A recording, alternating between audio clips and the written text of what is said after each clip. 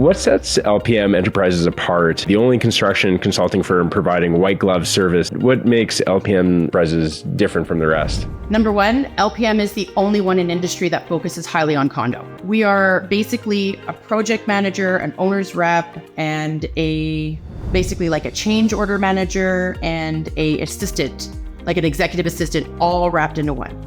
We want to make sure all the lines of communication are open. We want to take our client's vision and make it a reality. We want to do that with their budget. We're very honest with them. What are those key characteristics that got Lisa to the point that you are today? Everything is mindset. Everybody has their problems, but you determine what your story is. There are parts of your story that you don't dictate, but your outcome is what you dictate. But those are the big key points, right, of my character and my attributes that I think get me past these adversities is just having a positive mindset, the communication of it, so telling the right people and having the right support. Welcome to the Mastering Property Management Podcast. I'm your host, Jared Sarbit. Join me as we delve into candid conversations with industry experts to uncover their strategies and insights for achieving success in property management. Whether you're a seasoned pro or just starting out, let's elevate your property management skills together. Hi, everybody. I'm Jared Sarbit, and today I have the honor and privilege of having Lisa McGrath on. Lisa McGrath is the owner and lead consultant of LPM Enterprises. Lisa, thanks so much for coming on. Thanks for having me, Jared. Yeah, truly my pleasure. Lisa, I'd love to hear your story. Tell me a little bit about who Lisa McGrath is, what inspired you to start LPM Enterprises, and tell me, go a little bit back about your experiences and some of the major milestones along the way. Okay. Well, it's kind of a fun story. I won't lie.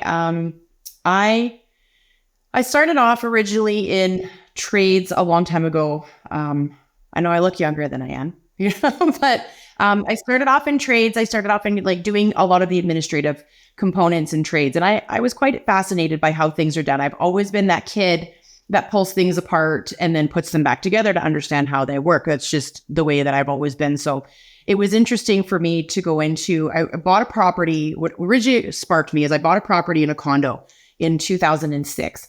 And we went through so many property managers and I'm like, this job can't be this hard. So I decided to become a property manager and I loved it. It was peopling. That's what property management is. It is prioritizing, peopling, and critical thinking. And those are all things that I do and I do well. So I became a property manager and started to realize a lot of things on my journey, how people in condos, they don't have enough information about trades and behind the scenes and what's going on their property and what all of the different steps that need to happen in order to do that. So then, I went and had my daughter and having my daughter, her father is a medium-sized construction landscape company owner. And so then we kind of agreed in the beginning that I would not work in his company, but that fell short because I started to see little problems and I, of course, jumped in. And then when I jumped in, I started getting all kinds of education. So then I got designated in safety. And then as I moved forward, I learned all the ranks of how to be a business owner. So I learned everything from dealing with lawyers and auditors and all of the banking stuff and how all the cogs behind the scenes work, going out into the field, jumping into the equipment. I'm not good in equipment, so I'm just going to let you know that right now. I didn't get any real extensive background in equipment, but it was fun to understand what your people go through. And that was something that was really big to me. I brought in HR consultants and everybody that I had brought in as teams were so great. And it was an opportunity to learn and gain more knowledge. Now, fast forward, I separated from my kid's dad. That was a nightmare and a half. And I went and did my own thing. And then I went into actually restoration. So I went to a restoration company and the owner was amazing. And I was kind of like his right hand. So I was the director of operations and I did a lot of different things in that company. And the one thing I will tell you, restoration is such a different beast in construction. You see the raw side of people. And because I have so much empathy and even even when you're being when you're a property manager, you see some of those things, but not at the same capacity. Because all you're dealing is with loss every single day. People that have to be moved out of their homes or people who are living in construction zones and they're just their frustration and their anger. And a lot of times it comes down to it wasn't their fault. It was the person above them or the person beside them or the person below them that caused some sort of loss. And, then they're the ones dealing with it. And it's really unfortunate. So, and then I realized that wasn't for me because I was working so many hours as a single mom. So I've got 2 kids that are under the age of 10 at that point, and I'm working like 80 hours a week. And I'm like, I could just do this by myself. And you know what? I was getting tired because I worked in so many aspects for condominium. So my ex, he did a lot of condo. And so I was constantly saturated around the condominium area, like industry. And what I came to learn is that people are constantly taken advantage of. They're non-for-profit corporations, and people forget that. It's like, well, we got to get paid. Yeah, but they're not making money to pay you. They're saving money collectively in order for these things to be addressed accordingly. So if you're coming in and doing scope creep, every time you come in to do a project, you're taking advantage of people who don't know any better, and that's not fair. And it doesn't matter whether they're young professionals or senior citizens. It doesn't matter. They don't have enough knowledge in construction or in building structure to know that you are 100% selling them, a bunch of goods that they don't need. So that was kind of where my empathy kicked in. And I was like, I need to build something inside of just the condominium industry, because there's so many people who do what I do. They just don't focus on condo. They focus on bigger, large projects, or they work for companies and they're project managers. I wanted to be more of an owner's representative. I wanted to stand on the side of the stakeholders and make sure that they were being protected. Yeah. Very cool. Amazing. Yeah. What a powerful story. And sounds like you fought through a lot of adversity to get here to where you are today. I did. Yeah. Amazing. Thanks for sharing that. Super inspiring. Tell me a little bit about those key characteristics that got you through the adversity that, because not everyone has that. A lot of people kind of, I think might, get overwhelmed or fold but you just rose and rose and rose, and kept working hard. What are those key characteristics that got Lisa to the point that you are today? It's interesting. So there's a couple of things that, in my opinion, I would say. So one thing is I was born in the early 80s. Okay. So being an early 80s baby, you're kind of like the kid sibling, to the ones that are basically, you're kind of feral. Your parents are like, go find something to do. We didn't stay at home. We didn't do those kinds of things. So you learned resilience very quickly, and you learned how to problem solve, and you learned critical thinking. And you learn to be okay with other things, right? So it's like, I'm thirsty, drink out of the hose. I want to go to my friend's house, I'll just walk there. I want to go to the field, I'll just do this. If something happens, we can call someone. If we're hungry, we'll go eat some berries, or everyone's got a garden at that point. You just pull fruit and vegetables and do what you want. So the resilience part of it is a huge component to upbringing.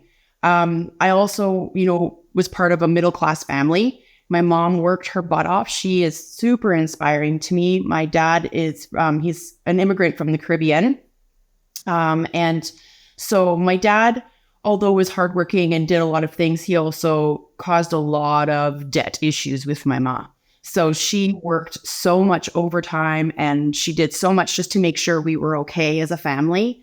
And so I didn't feel a financial impact as a child. So I'm grateful to my mother, especially understanding now as an adult, of how much of an impact she was having, and what that looks like. But my mom is such a quiet and happy-go-lucky person that I don't think anybody would ever really know if something was bothering her. I'm her daughter, so I know.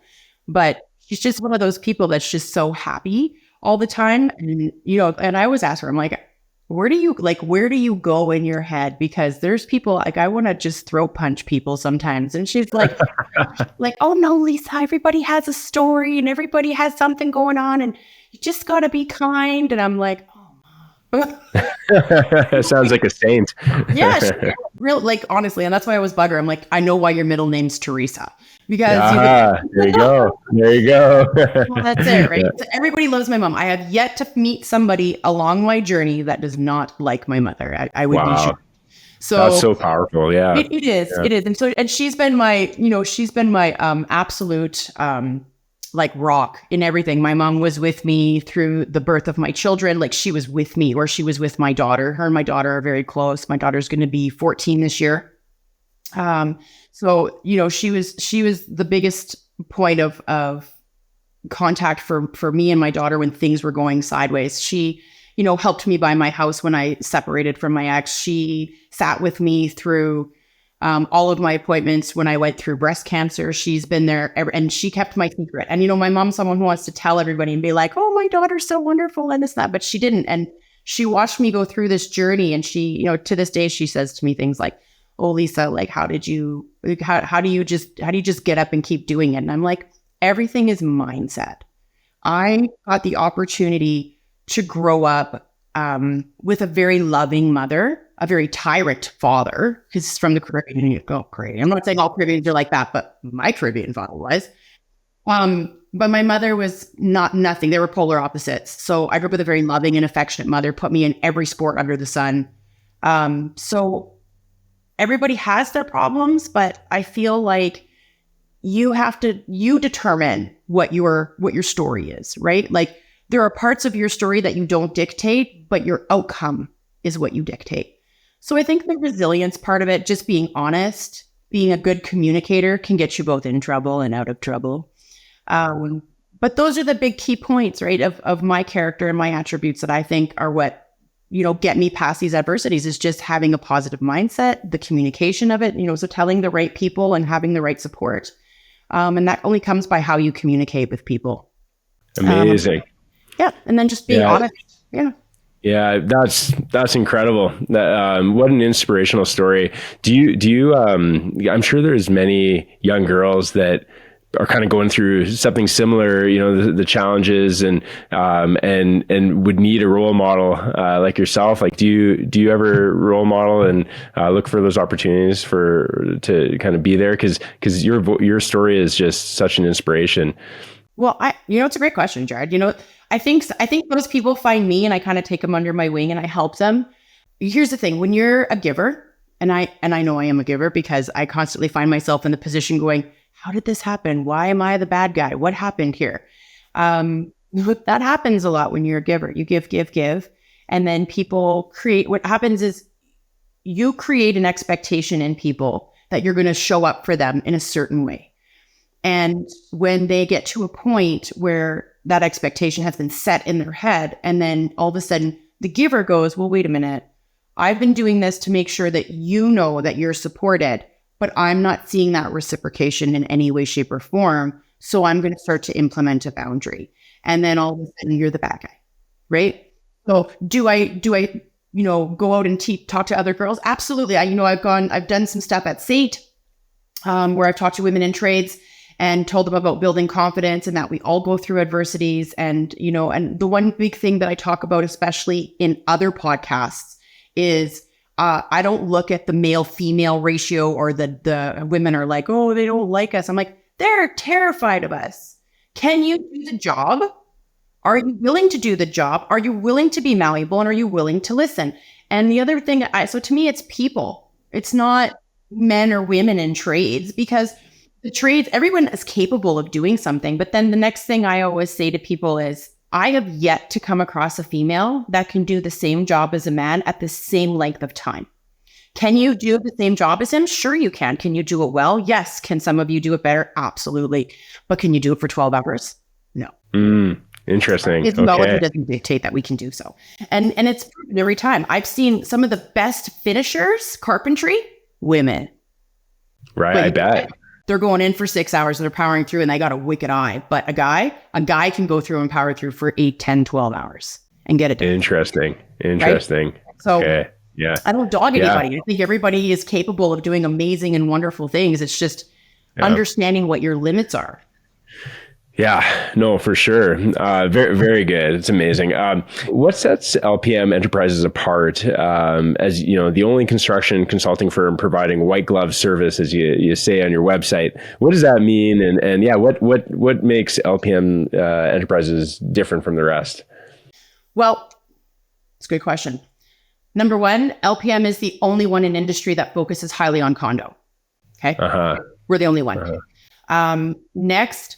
We are basically a project manager, an owner's rep, and basically like a change order manager and a assistant, like an executive assistant, all wrapped into one. We want to make sure all the lines of communication are open. We want to take our client's vision and make it a reality. We want to do that with their budget. We're very honest with them. So if they come to us and say, we've got $600,000 and we want to do this project, and I'm going to go, well, that's $1.2 million project. So we're going to have to dial it back, or we're going to have to wait to do that project. So I don't ever try to shortchange or sell people something that, a bill of goods that's not going to work. I want them to be realistic. If we open this wall, there's a potential for mold because of the amount of precipitation that has hit this side, and there is an exposure that you didn't deal with. So be prepared that there's going to be a change order of additional costs, and I'm going to need to see what they are when they open that wall, because I also have a background. I'm certified, ICRC certified as a water technician, so I've seen a lot of wonderful things. I bet. And so it's just being honest with them. And that's a key point for most people, because a lot of times people will say, you need this, whereas I will say, you don't need anything. You want this, that, or the other thing. If you need something done, you need a new boiler. Yeah, we need a new boiler. We need to change out the system, the boiler system and all of its vanes. Absolutely. We need to fire caulk things. We need to do things that are going to protect you, your investment, and everybody in it. So that's a need. Everything else is a want. Yeah. Amazing. Can you kind of describe, who's your ideal customer? Who is looking for Lisa as, LPM Enterprises as a consultant? Most of my contacts are through property managers, because they're the ones that are the gatekeepers to condo boards. But it's condo boards that are my ideal client, right? Because I'm the one protecting them. I don't work for the management company. I don't work for the trade. I work for them. So if they say, hey, Lisa, we're going to do a new roofing project, I'm going to go, great. Do you know who your roofers are? Our property manager gave us a few, because a lot of property management companies will vet. And I'll go, okay, but their vetting process is not the same as my vetting process. I don't check to see if you just have your insurances and if you've paid your fees and if you're up to date on, I go in and see who your subs are. I go in and look at I go to the sites that you've actually serviced and take a look at your work. And that's how I do it. And I also have a conversation with the owner or the GM or, the project managers, and I get an idea of what kind of work environment they're in. And so those are big things. And a lot of people don't understand that is I need to understand the internal dynamic. The owner might be the one that goes out and gets all the business, but they're not really part of it the minute the deal is made. And now I'm good. I got to deal with 4 other people. And really the key person is the executive assistant. So I need to make sure I understand who my line of contact is, or my point of contact, so that everything goes smooth. Because there's always one person that is overlooked, and they're the one that's going to get you all the information and make sure all the information is, spread out properly. Sure. Awesome. Tell me a little, because you were in property management. So I believe it was from 2008 to 2010. How did that experience, how does that benefit you now that you're in the role that you are? What's the value in those few years of experience? Well, I got a really great opportunity to work with some of the big players. And so some of them, I got to take away a lot and learn a lot inside their businesses. So like I worked for when Judy Walker was property manager. She had Ultimate Property, and I started with Judy, and Judy was amazing. Judy's feisty. She's very feisty. So she doesn't let anyone walk on her. She was the one that showed you, like, don't take any crap. You said, like, they have a job to do. You tell them to get it done. There's no like sidestepping. So that was Judy, and Judy, I mean, to me, she was amazing. Like she just got stuff done. You know what I mean? And then I went over to Simcoe Management and worked under Gary Kirkland and Rita Kirkland, and they were amazing. I got to work with a lot of Horizons, so a lot of the older buildings, and I loved it. I loved being on that portfolio, and I didn't work long at Simcoe. I transitioned over to ACMS. ACMS is where I was the longest under Crystal Dealey, and I regard her as one of my mentors because of how she was. Her and I are a little bit, I found at the time, similar in character, where I needed some smoothing out, and she was happy to smooth me out.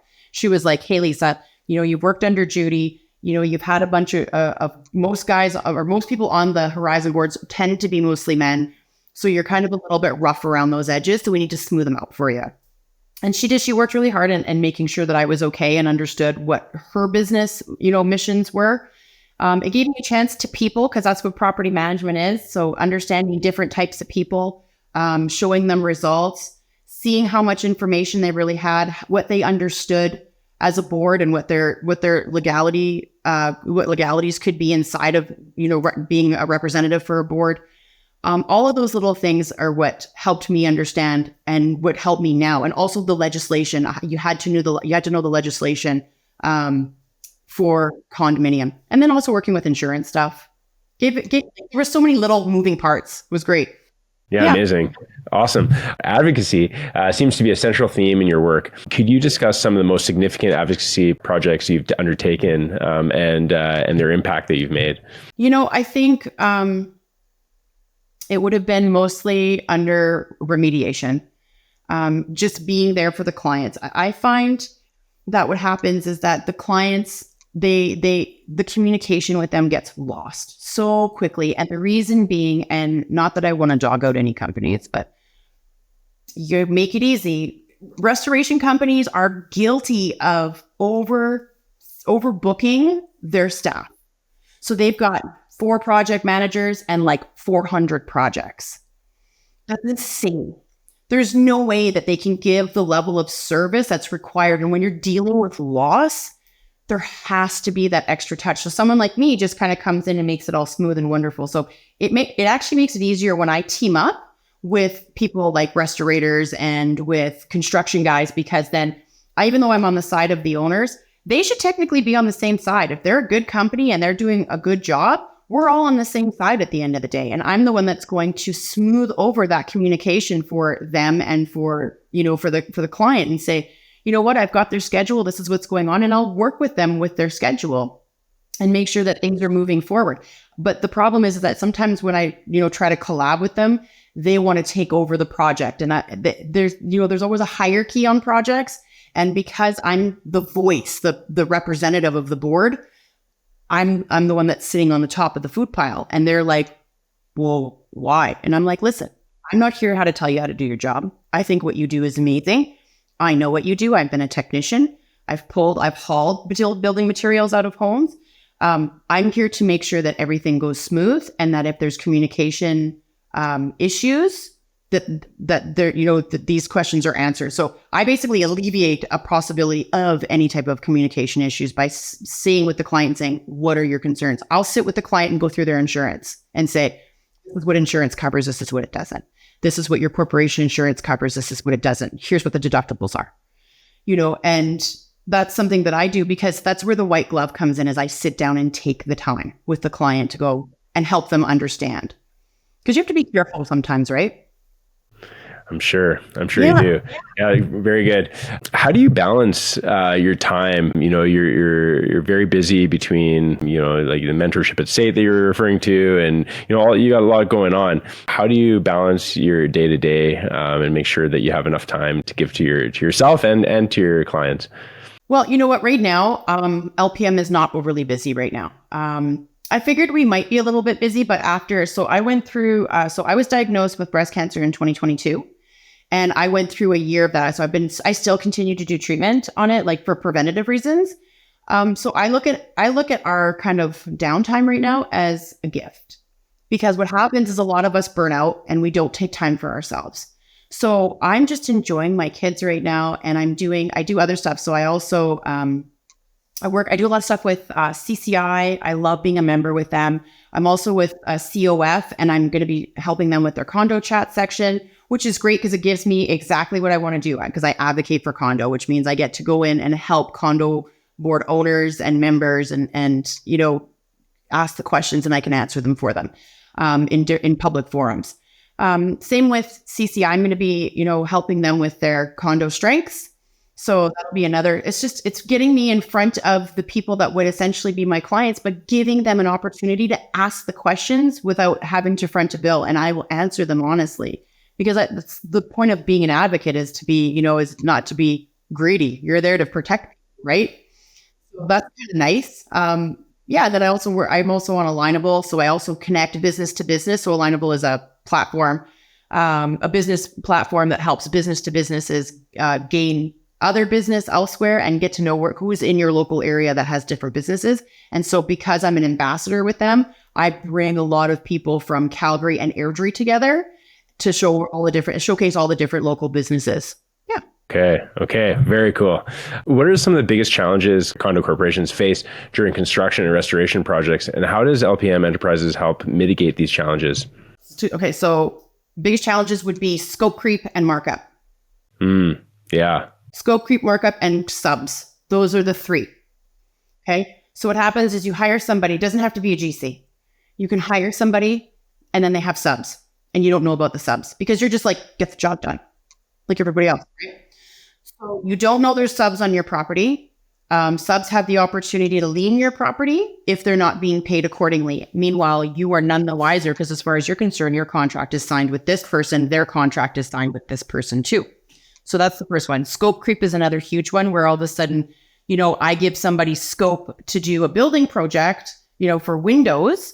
And all of a sudden it's like, oh, well, we're going to have to do part of the siding and we're going to have to, we're going to have to, extend the windows and we're going to have to check. And it's like, no. So someone like me will prevent some of those things from happening. And then the other one, I was at window scope creep, subs and markup. So I pay attention to all the invoices. Some of these guys are tricky. So anything over 20%, I cock my eyebrow and tell them to try again. So I pay attention because I've watched markup go from in the beginning 20% to 60% by the time the project was over. And I was like, absolutely insane. But what a lot of boards don't know is the scope creep, which is really brutal. So what happens is these guys will come in to bid. And so I call it predatory pricing, where a guy comes in way under like what the scope would be worth. And the board's like, we're going to go with him. And I'm like, don't you dare. Because the highest bidder is what you're going to be paying this guy. Because all of a sudden, all these change orders start coming through. So that's where I will come in and I will sit with the board and I will go through why we hire, who their subs are, and make sure their subs are named. And then I also keep in touch with their subs. So whoever the foreman is with their sub trades, I check with them. Repay? We're paying them. So were you paid? And if they're like, we haven't been paid, then I'm like, okay, guess what? Next rotation, we hold your check. And then we pay them directly so that there's never a loss. Because to me, I always want to make sure there's no chance of leaning a property, that the work continues to get done. Because if a trade is hired a sub trade and the sub trade is the one doing the work, I'm paying them. I don't want to lean and I don't want anything. Because then what happens is the other trade will come in and say, oh, well, you haven't paid me. And I'll be like, you haven't been doing any work. You're sub trade. Right? So technically, you're now 45 days out of contract where you can't lean because you have a foot on the site. And then, technicalities. And I'm like, oh, but they're tricky ones. And I know that. So, and then I also help the sub trades if they find themselves in trouble with the trade that's hired them. And I help them on, the steps they can take to, get their costs back. So, yeah. Amazing. Sounds like you bring a lot of value. I know I've only seen the construction industry from afar. So, I'm not overly familiar with it, but from what I've seen, my impression is that it's a dog eat dog, industry. It's very hard to collect money on. People don't, like you said, don't treat their subs very well often. And there's a lot of unethical things happening within it. So I think it sounds like having someone like you really just cleans that up real quick and holds everyone accountable. It's awesome. Yes, actually, you couldn't have said it more. You couldn't have said it better. If I tried to, I wouldn't have said it better. You did. You nailed it. That's exactly what I do. Is I clean up all that stuff and make sure that everybody's doing what they're supposed to. I believe that everybody is entitled to make some money, especially when there's losses, but I don't think people have the right to capitalize and take advantage. That's the bottom line for me. Yeah, brilliant. Very good. What advice do you have for aspiring entrepreneurs and professionals looking to enter the construction consulting field? Oh God, don't. No, just kidding. It depends. I mean, I think the first thing is you have to be super malleable. So I'm gonna tell you, I will shout out to all of the guys.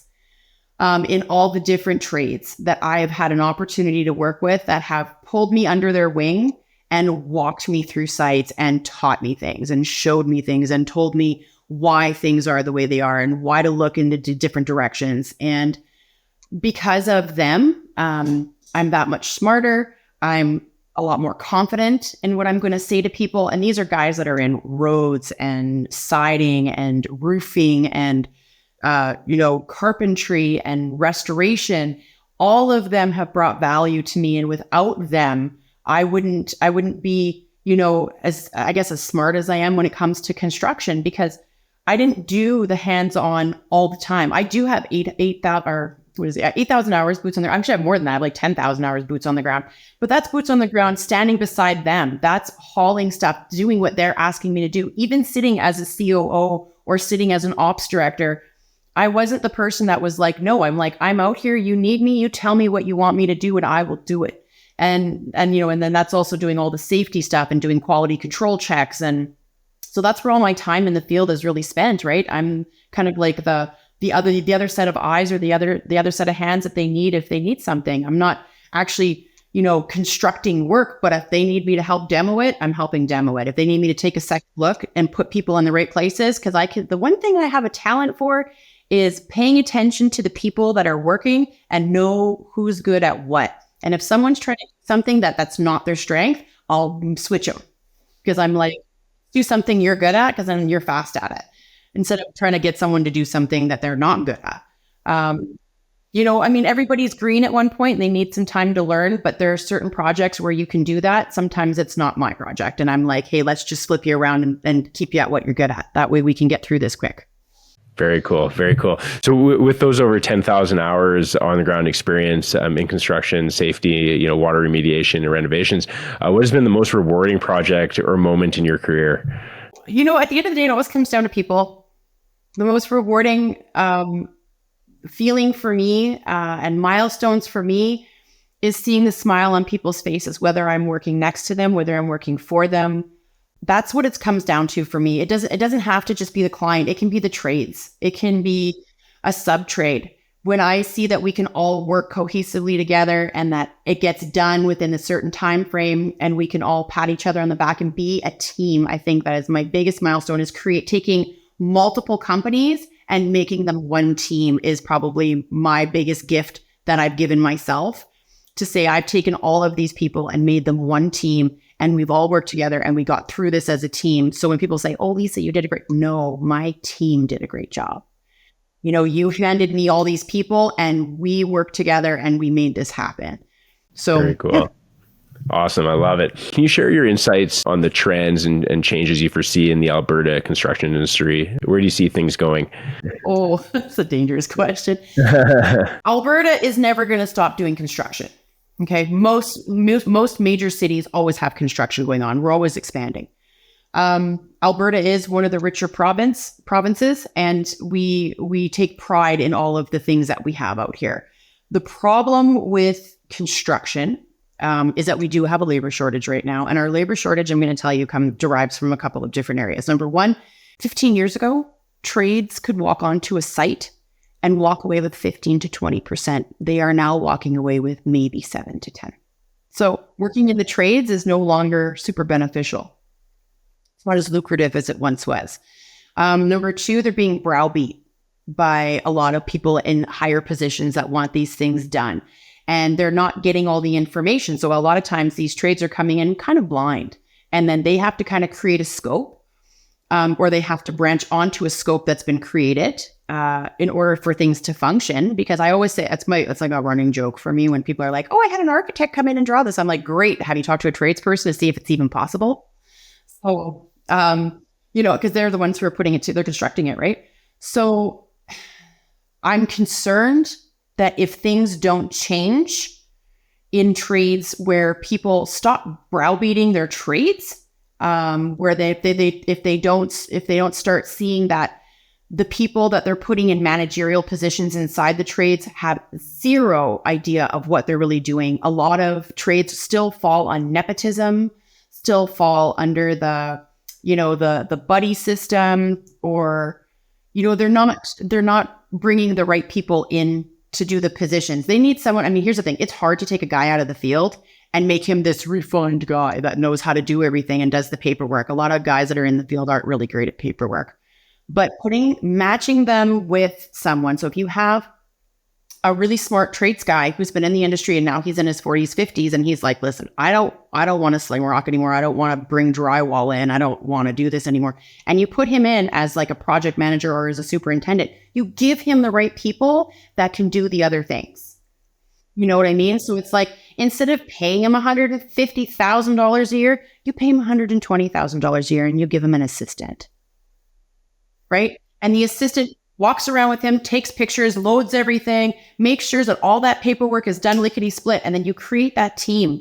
And, you know, that person, and the too many males are out there that are really smart in computers. I mean, especially like this new generation, they're all computer. They're all like, you get these guys in there working right beside another trades guy. They're going to learn a lot. And then both of them are going to learn a lot between each other, and especially in the different age gaps, right? So smart. Yeah. Interesting. Yeah. It's interesting that the trend is, less profit to the trades. Sounds like, poor culture, where typically, in this society, cultures are getting better because there's more pressure to build a good culture and pay people more. And so that's kind of disappointing to hear. Hopefully that can turn around. I imagine a lot of the market conditions cause a lot of that. I think it's a portion of it. I think that there's still a lot of old school thinking. So I'm a member with the CCA, so the Calgary Construction Association. They're an amazing association. And so I'm part of what's known as Lean Coffee. And there are some really amazing big trades that are, really basically adopting this way of doing business, which is a lean approach, which is basically high focusing on their leadership skills so that they're not double dutying and putting so what I've kind of said, putting the right people in the right places to make sure that everything works, and to have this good leadership skill. It's not a do it because I said so. It's a, what is your way of doing it? Maybe it's more efficient. Like, let's look at this. If you want to do it this way, is this more cost effective and efficient that I didn't think of? Because you still have that old dog mentality where it's like, if it ain't broke, don't fix it. And it's like, no one's trying to fix it. We're just trying to keep it simple, stupid.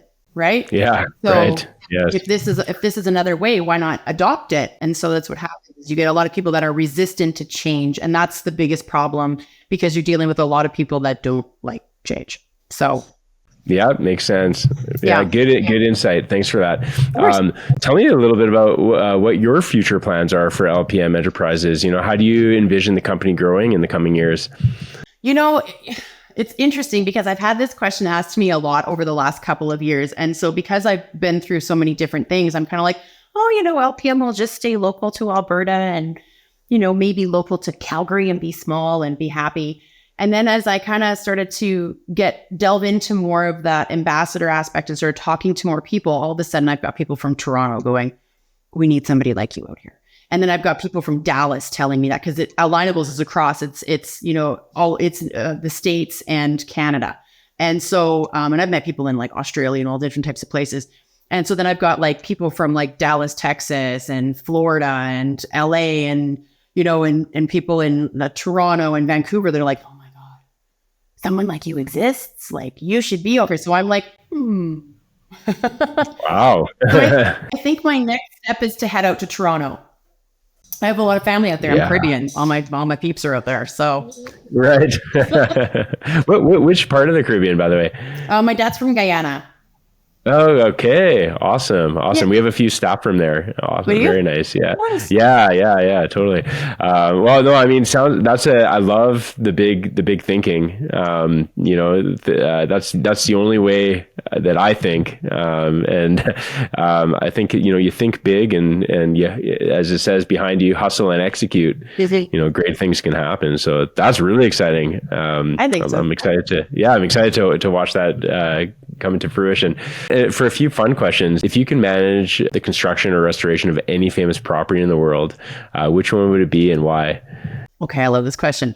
When I read it, I was like, oh. So I'm going to be honest, because I wouldn't be anything but. I wouldn't. I wouldn't. Whenever you're dealing with fame, historical fame, just regular fame, you are dealing with a lot of handlers. Okay. When you're dealing with a lot of handlers, you have a lot of opinions, a lot of viewpoints, and a lot of different ways things should be done, which means I'm spending more time convincing 6 different people, 10 different people, 15 different people why it should be done a certain way. Yeah. Needs to be done. I'm not looking, you don't pay me to fight with your handlers. You pay me to make sure that everyone's doing what they're supposed to. So when you have too many cooks in the kitchen, nothing goes. Yeah. Right? Interesting answer. I wasn't expecting that. I knew you were. I'm gonna try to throw it back onto you a little bit, and if we can't get there, that's okay. But let's take away the red tape. Say there's no red tape at all, and it's just like something cool that like would be an amazing project. Can you think of anything? I know you probably haven't put thought into that. Any property that would just. You want a famous place? I would do almost any castle in the UK. Oh, okay. Nice. Okay. Yeah. Right on. I like that. I think that would be fun. Yeah. No kidding. It'd be pretty spectacular. It's castle. Yeah. Have you been to the UK before? No, I want to go. Okay. Yeah. Cool. Yeah. Very cool. I like that answer. Thanks. I know I put you on the spot there. So well done. And then finally, if you could recommend any book to, let's say, property managers, this is a property management podcast, but it could be for, in the construction industry as well. What book would that be and why? You know what? I just finished reading a book. Actually, I did a book on tape because I don't read books. Well, I don't have to. So I read. And it was put on to me by somebody she's a very gifted marketing person. And so, and I think it's good for everybody. And it's The Psychology of Money. Oh, yeah. Okay. Who wrote that? Do you know? What's that? Do you know who the author is? I can tell you. Hang on 1 second here. Let's just pull it up.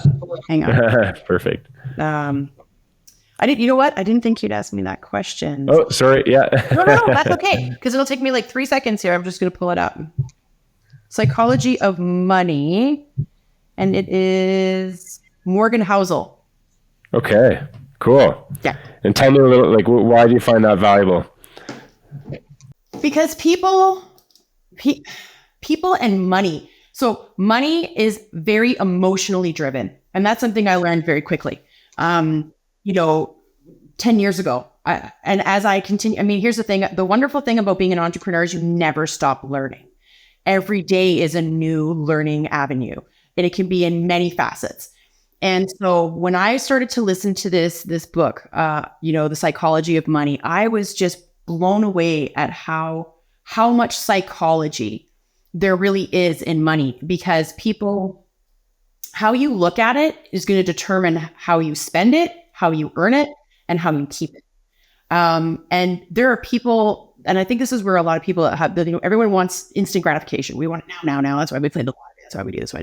But one of the really cool things in this book is that it talks about how most wealthy people don't actually come into their money until after they're 50.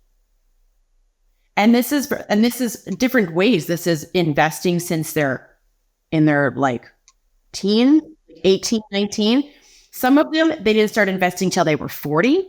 They didn't start investing until they were 30. And understanding investments, truly taking a minute to understand which investments will work in your regions and with you personally. So I think that's a huge thing. I think anybody that understands that is going to understand the value of so many more things than other than just money, because it's why do people do things? Yeah. That's very, very, very true. Yeah, very insightful. I think I need to remind my wife of that. She's like, "Why aren't we rich yet? Just wait. I'm still trying. I'm still, in my 40s. Yeah. So yeah, well, wait until I'm in my 50s." But you're right. You start to see the return. You put in the right work now. The return will start to come. But you have to be patient. Yes. There's and that's very few. Yeah. Sorry, Jared. I didn't mean to cut you off, but yes, absolutely. That is one of the biggest things it talks about is patience. Everybody wants instant gratification now. And all these people, whether it was old money or new money, had to have a level of patience. The people that come into new money right now don't have it now because of the psychology of it. Yeah. I love it. True, right? If you go in and you look at people that have won the lottery and like 4 years ago, zero. Yeah, for sure. Same thing with, you see that with athletes as well, and that sort of thing. And I imagine your personal experiences through some of the challenges that you've gone through and going through have put money in perspective as well. You know, and yeah. You know what? Like I've walked away from trades that didn't pay me $23,000. I've walked away from clients that didn't pay me at all for any of it. And I'm sitting here going, what are you doing? Like, not only did I save you a whole bunch of money, I helped rework a whole bunch of things. I made sure to get you the best deals. And now you don't want to pay me. And we're talking like upwards of $60,000. And I'm like, oh my goodness, what are you doing? You know, so absolutely. It's put a sour taste in my mouth. But here's the thing. They always say, I'm gonna go a little religious on you. I'm not religious. I'm actually very spiritual, but it's one of my favorite quotes. When God closes the door, he opens a window. Right? Yeah. Well, to me, what's the lesson in it? The lesson is that you know what you're talking about. You know that you're good enough. It is not a reflection of your work. It is a reflection of their character. Yeah, nice. I love it. Right? I love it. So don't look at it as a loss. Look at it as a gain, and just keep moving forward. It's all you can do. Don't listen of yourself when people screw you over. Yeah, amazing. I love that. Great perspective. Yeah. Well, Lisa, it's been a pleasure speaking to you. Very inspiring. I really hope that everyone takes the time to listen to this one, because you got a great story, and you're very real. I can see, like, you don't blow any fluff at all. You're a very passionate, intelligent, and real person that would, I think, bring a lot of value to a lot of properties that are looking for support as they're doing any sort of project. So amazing. I'm honored to meet you. Thank you so much for your time, and look forward to seeing the growth of LPM, the continued growth. Thanks so much, Jared. I appreciate it. Likewise. Thank you.